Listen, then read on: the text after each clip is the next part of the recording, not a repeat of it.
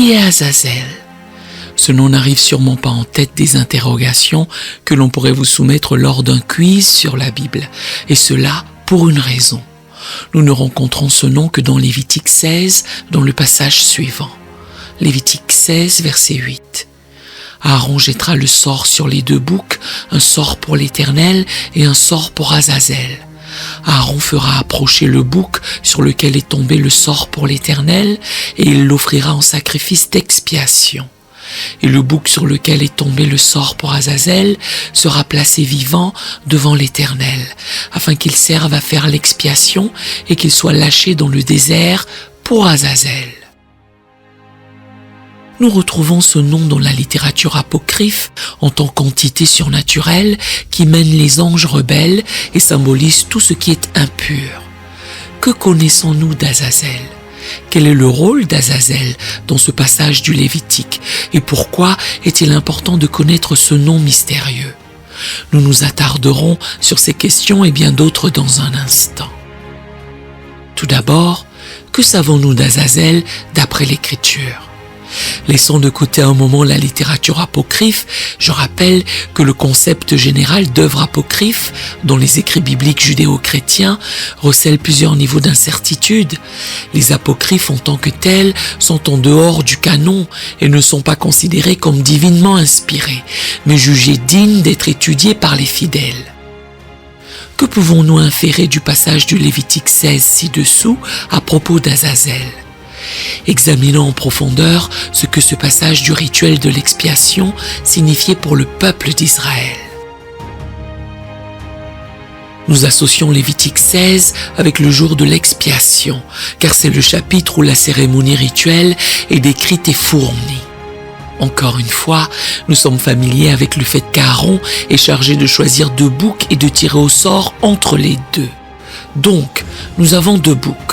Aaron tire au sort sur eux. Un sort tombe sur un bouc et ce bouc est pour le Seigneur, pour Yahweh. En hébreu, je l'ai ici en jaune, la préposition lamed plus le nom Yahweh ou Adonai. L'autre bouc est lamed puis un autre nom. Ce bouc est pour Azazel. Et les chercheurs se sont demandé pendant longtemps ce qui se passait ici. Dans le royaume invisible, Azazel était un démon, pas seulement dans le judaïsme contemporain, il est une divinité et dans l'esprit d'un Israélite, une figure démoniaque du désert. Il est une entité du désert, un dieu, une divinité associée au désert. Il n'est pas Yahweh et le désert est son domaine, c'est le mauvais endroit, c'est l'anti-Éden, là où Yahweh n'est pas. Yahweh nous guide à travers le désert vers sa terre, vers la terre qu'il nous donne, vers le nouvel Éden, la terre d'où coule le lait et le miel. Or, ici, nous sommes dans le désert et nous avons ces instructions de Lévitique 16. Nous avons ces 2 boucs. L'un d'eux est pour Yahvé et l'autre est pour Azazel. Cela soulève la question, est-ce un sacrifice ? Dieu demandait-il aux Israélites de sacrifier un bouc à un autre Dieu ? Non. Si vous lisez réellement Lévitique 16, seul l'un des boucs est sacrifié, et il est sacrifié à Yahvé. Le sang de ce bouc est appliqué à la structure du tabernacle. Il est aspergé sur le propitiatoire où se trouve l'arche de l'alliance. C'est le jour de l'expiation. Cela n'a en réalité rien à voir avec le pardon des péchés individuels. Le sang n'est jamais appliqué aux individus. Il n'y a que 2 exceptions où le sang est appliqué aux gens. Elles concernent le sacerdoce, la sanctification du sacerdoce, parce qu'il occupera l'espace sacré et accomplira divers rituels pour protéger le territoire de Yahweh, pour protéger l'espace sacré de la souillure et pour permettre l'accès aux adorateurs et à ceux qui apportent des offrandes. Les offrandes ont toujours pour but de purger, de purifier l'espace sacré, afin que les gens soient acceptés dans l'espace sacré, ou du moins dans une partie de l'espace sacré pour apporter leur offrande, quel que soit le type d'offrande. Ainsi, le sang du premier bouc est appliqué au tabernacle lui-même. J'aime comparer le jour de l'expiation à l'action de réinitialiser votre ordinateur, car c'est exactement ce qui se passe. Ce jour réinitialise le tabernacle. Ils font cela une fois par an. Il réinitialise le tabernacle à son état originel immaculé pour qu'il puisse être utilisé pendant une autre année. C'est une réinitialisation, c'est un recommencement, un renouvellement du point de départ. Alors, le deuxième bouc, qu'est-ce que c'est? Il n'est pas sacrifié. Nous n'avons pas d'offrande sacrifiée à un dieu étranger. Ce que le sacrificateur fait, c'est qu'il pose ses mains sur la tête du second bouc et il transfère symboliquement les péchés des impuretés. Tout ce qui souillerait l'espace sacré, tout ce qui serait une offense à Yahweh est transféré à la tête du bouc. Et puis, le bouc est envoyé où? Dans le désert, à Azazel. Quelle est la logique? Eh bien, c'est là que le péché appartient. C'est là que l'impureté appartient. Il n'appartient pas au camp de Yahweh, encore moins à l'espace sacré. Je veux dire, il n'appartient nulle part ici, surtout pas au milieu du peuple de Yahvé, puisque le peuple de Yahvé lui-même est sanctifié. Il est séparé des autres peuples. Ils ne doivent évidemment pas adorer d'autres dieux. Ils ont même leur propre terre. Ils sont complètement séparés. Ils doivent être un royaume de sacrificateurs et une nation sainte, une nation mise à part. Par conséquent, une fois par an, ils appuient sur le bouton de réinitialisation. Ils renvoient toutes les impuretés, toutes les choses qui sentent anti-Éden à l'anti-Éden, vu que Éden, le camp, la sainte compagnie, la sainte famille, le domaine de Dieu a besoin d'être purifié. Et ils réinitialisent le tabernacle pour qu'au fur et à mesure que les gens deviennent rituellement impurs, peut-être ont-ils touché un cadavre ou une femme dans son cycle menstruel. Je veux dire, nous pourrions parler de toutes ces choses et de la logique qui les sous-tend. Aucune de ces choses n'a à voir avec un échec moral ou des impuretés morales. Ce ne sont pas des péchés, mais des choses qui arrivent aux gens qui les rendent rituellement impurs. Et toutes les choses dans le système lévitique qui rendent quelqu'un rituellement impur sont des choses qui sont inévitables dans la vie. Ils ne sont pas conçus pour enseigner aux Israélites à quel point ils sont mauvais. Ils sont conçus pour enseigner aux Israélites à quel point ils sont humains et combien Dieu est autre, non humain, au-dessus de l'humain. Tel est le but. C'est la logique du système. Azazel, dans ce passage, semble être l'équivalent d'un terme que l'on connaît sous l'appellation de bouc émissaire. Nous utilisons cette expression couramment pour signifier le fait de rejeter la responsabilité sur une personne innocente, dans le but de libérer ceux qui ont commis des erreurs de leur punition.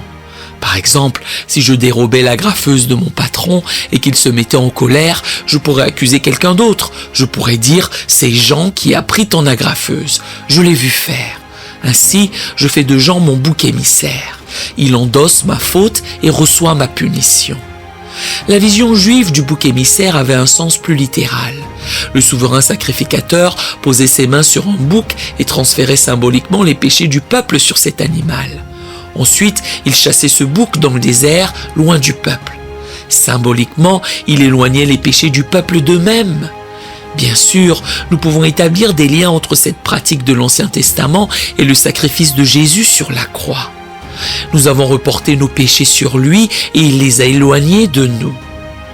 Vous savez, nous avons en quelque sorte replacé le pardon et le sacrifice de Jésus dans l'Ancien Testament, ce qui fait que nous ne comprenons pas ce qui se passe ici. Ce que nous devrions faire, c'est comprendre ce qui se passe ici dans ce passage de Lévitique et le lire ensuite à la lumière du Nouveau Testament. Généralement, ce n'est pas ce qui se passe. Nous faisons l'inverse et cela crée beaucoup de confusion.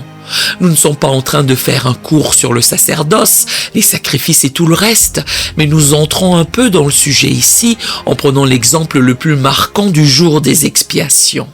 L'impureté, le péché et la souillure, quelle que soit l'étiquette qu'on veut lui donner, tout ce qui est anti-Éden, on nettoie l'espace sacré, on réinitialise la communauté, on prend tout ce qui est incompatible avec la présence de Dieu et on le met dehors parce que c'est là qu'il doit être. Comment donc se fait-il qu'un ange déchu intervienne dans ce contexte ? Et pourquoi l'image d'Azazel dans la littérature apocalyptique est-elle si différente de celle que l'on trouve dans les Écritures? Que savons-nous d'Azazel d'après les apocryphes? Dans les apocryphes, Azazel est un chef d'ange rebelle, comme on le voit dans le livre d'Enoch. Il guide les civilisations humaines d'avant le déluge, les géants, dans tous les aspects de la guerre et de la sorcellerie. Autrefois beau, devenu un serpent déchu ou un oiseau charognard, Azazel, selon la littérature hébraïque, a tenté de pervertir l'humanité. La majorité des écrits juifs le dépeignent comme ayant une apparence rouge, comme un démon avec des yeux jaunes et portant des crânes de bouc. Il semble également que selon la mythologie juive, Azazel ait été le premier à avoir des relations sexuelles avec des femmes mortelles et à avoir des enfants mi-divins, mi-humains, connus sous le nom de Néphilim. Ce qui est fascinant à propos d'Azazel, c'est qu'il a si intensément corrompu l'humanité que la littérature juive incite les lecteurs et les auditeurs à lui imputer tous les péchés. En d'autres termes, il faut faire de lui un bouc émissaire, c'est-à-dire projeter ses propres péchés sur lui, comme il le faisait avec le bouc avant de le conduire dans le désert. C'est peut-être la raison pour laquelle nous voyons le mot Azazel à la place de bouc émissaire. Bien entendu, vous ne devez pas le faire, car un seul a pu porter nos péchés, et c'est Jésus-Christ, le Fils de Dieu. Pourquoi faut-il connaître cette histoire? Il est vrai que toute œuvre littéraire qui ne fait pas partie du canon biblique doit être abordée avec discernement et prudence. Cependant, ce texte peut nous offrir une perspective sur une ancienne coutume juive, et cette pratique revêt une importance majeure puisque Jésus sert de bouc émissaire sur la croix. Les chrétiens peuvent discuter de la nature des Néphilim ou se demander si un ange déchu nommé Azazel a été à l'origine de la création d'une lignée de géants, mais nous savons que même la mythologie et les apocryphes contiennent des fragments de vérité. Nous pouvons tirer des leçons sur la tradition juive du bouc émissaire. Selon l'Azazel mythique, nous sommes corrompus et éloignés de la bonté de Dieu. Mais parce que Jésus sert de bouc émissaire, nos péchés ont été écartés de nous. Psaume 103, verset 12.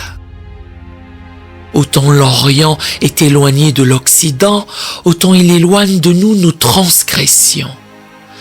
Béni soit son saint nom. Amen. Nous aimerions vous donner l'opportunité de faire de Jésus le Seigneur de votre vie.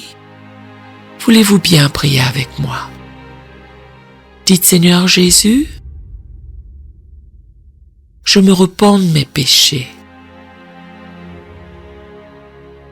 Viens dans mon cœur. Je fais de toi mon Seigneur et Sauveur.